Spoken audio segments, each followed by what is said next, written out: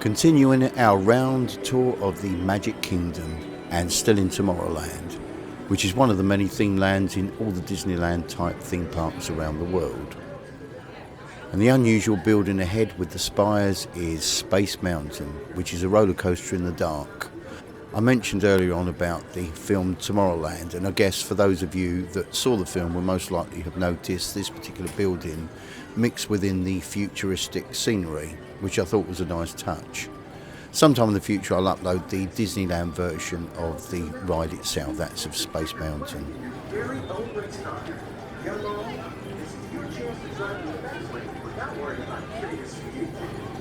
The whole of this area is sort of modelled on the way the future looked back in the 1950s, which I think is pretty cool.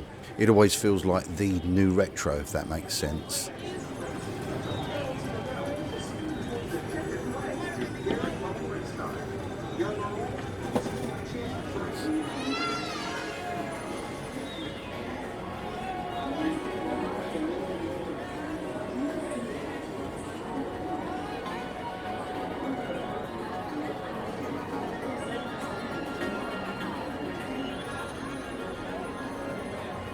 There's the Monsters Inc. comedy laugh floor on the left, which is actually where you have these animated characters from the movie interacting with the audience, which is clever. On the other side is the Stitch's Great Escape, and that really is a takeover of the old extraterrestrial attraction.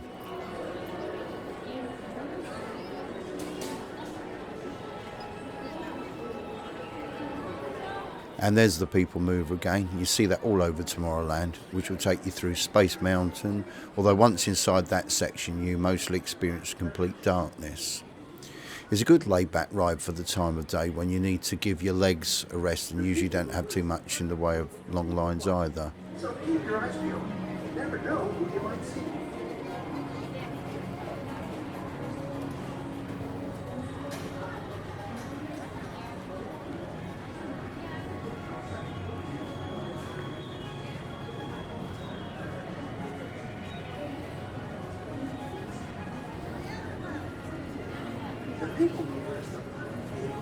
See the shape of those trees?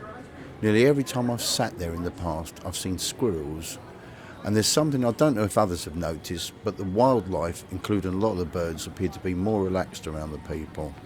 Obviously, they're very interested in what you're eating. I've never come across this before. They will quite often come up to you. I've seen a squirrel take something being offered to it from someone's hand, although the cast crew don't usually encourage this.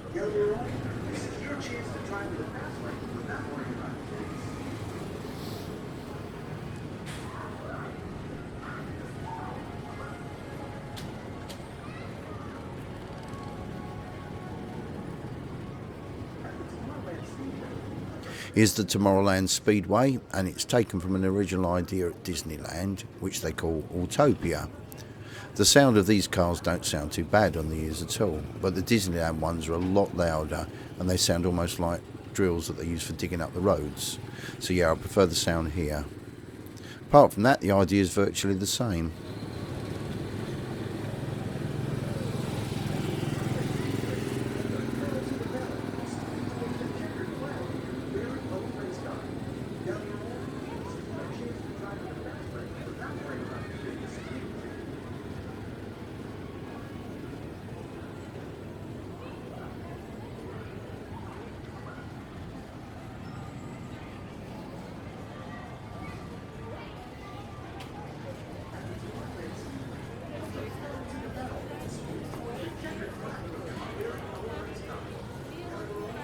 That's all part of the Cosmic Rays Starlight Cafe.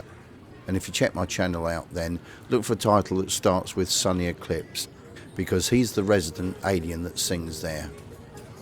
Actually, it's another piece of hardware technology known as an audio animatronic. Basically, all the movements are linked up to the sound, which includes arms, hands, mouth, eyes, head movements. The real purpose of the building is it's actually a fast food restaurant serving burgers, fries, chicken strips, pizzas, you get the idea.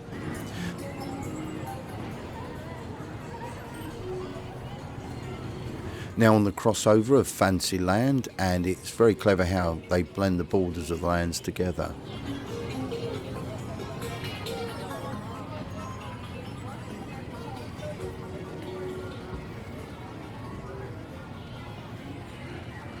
There's the Mad Hatter's Teacup ride.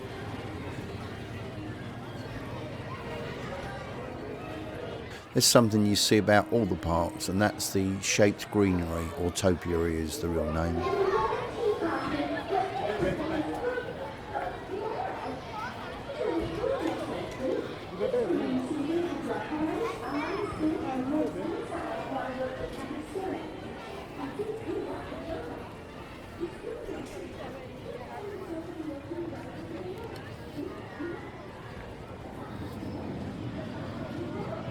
This is one of the recent additions known as the Seven Dwarfs Mine Train behind this wooden fencing. It looks reasonably tame, doesn't it, which it is compared to most coasters, but I was actually surprised that this ride does actually pack a bit of a punch, a bit more than I was expecting anyway. Not quite as gentle as I first thought.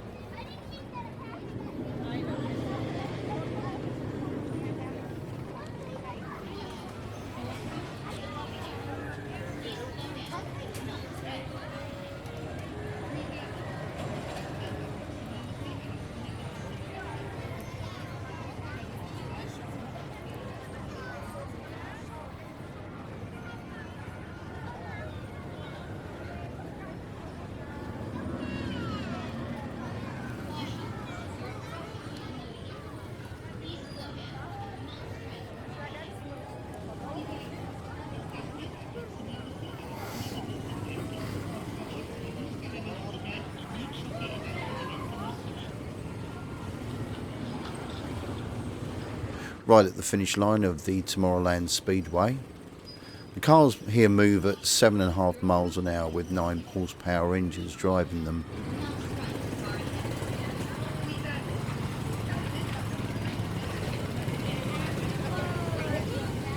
Back in 1971, October the 1st, the Magic Kingdom was opened, and although this area was also open, it never had any rides.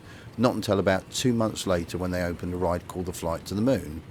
And as time went on, they gradually started adding more and more attractions.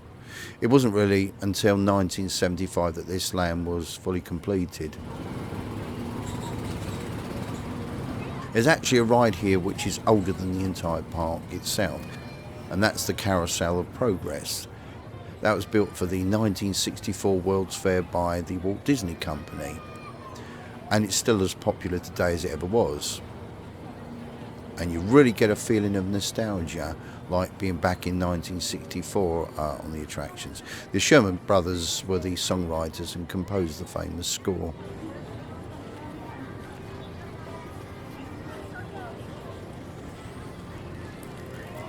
There's the Astro Orbiter, and that seems to be the centerpiece here, and just underneath it shares itself with the station to the People Mover.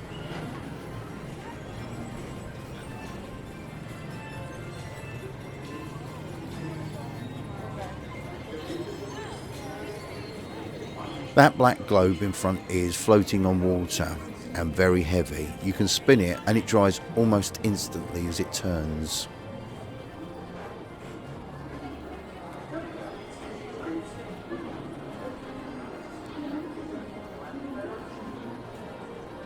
Plenty of places to eat here, and there's always a restroom close by wherever you are in the park.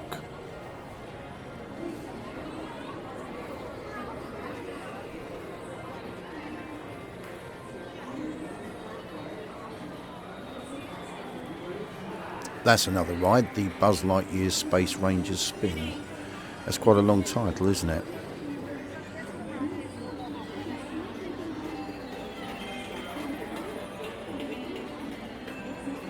So thanks very much for watching. Look out for part 9, which will be uploaded soon, and we'll take a quick look at the performers on the stage in front of the castle, and then we'll head towards the Big Thunder Mountain and see how well this camera handles all those twists and turns and ups and downs. See you all very soon on YouTube.